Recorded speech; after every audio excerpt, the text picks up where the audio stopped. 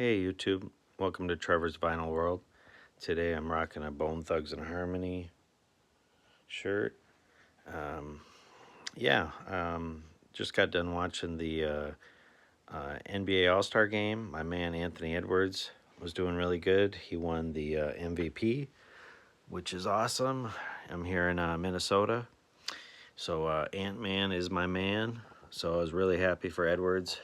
And today I wanted to talk a little about Bone Thugs and Harmony. Um, I always thought that this 1999 Eternal was their first album, but it turns out they originally were called the Band-Aid Boys, um, and then they changed it to Bone Enterprise, and they released a album called Faces of Death in 1993.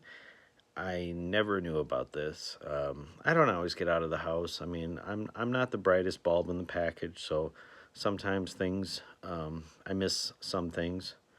But anyways, I went back, listened to that. That is definitely worth listening to if you are a Bone Thugs and Harmony fan, and for whatever reason, maybe you're like me, where you thought that this album was the original album, and it is not. Like I said, there is a full-length album. It's about 40 minutes long, and it's called Faces of Death, and they are known as Bone Enterprise.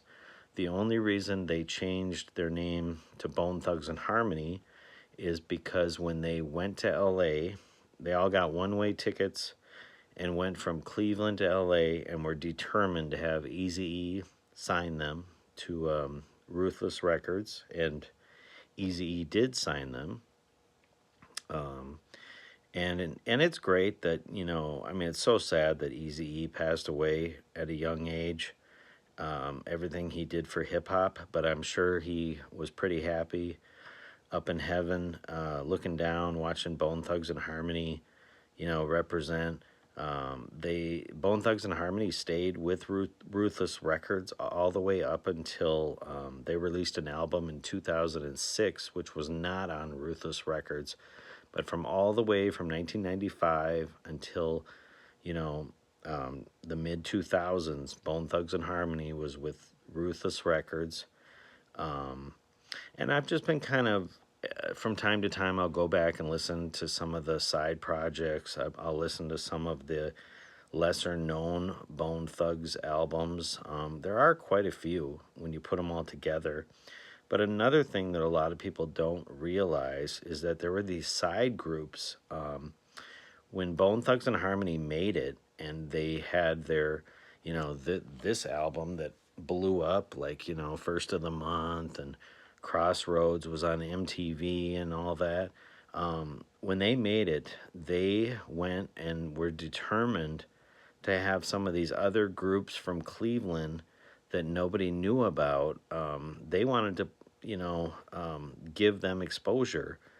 This is back before, the internet was huge and all that. So, groups would do this, and they still do it too, but it was really cool what Bone Thugs and Harmony did, because there's one group, like, basically they had what do you call it? There was like they made the 1999 Eternal in 95, and then after that there was this Mo Thugs Family album, and basically that showcased some of these other groups that were like Poetic Hustla'z, Graveyard Shift. There was like four groups basically. And yeah, so one of the things I did though is I looked up the group Poetic Hustla'z, and they had one album that came out, and it was called Trials and Tribulations, and it is a full album. It's really good. I don't know why no one ever talks about this ever. It is available on vinyl. It'll cost you like a good $100 because it's very hard to come by. But you can listen to the whole thing on YouTube. It is not available on iTunes. but no, it's great. It's definitely, if you are a Bone Thugs and Harmony fan, I would definitely suggest looking up the group Poetic Hustla'z, and their album is called Trials and Tribulations. And Bone Thugs and Harmony are on a lot of their songs, so it actually just even sounds like it's just a Bone Thugs and Harmony album. It's really cool. And then yeah, I'm trying to think of what else was going on today.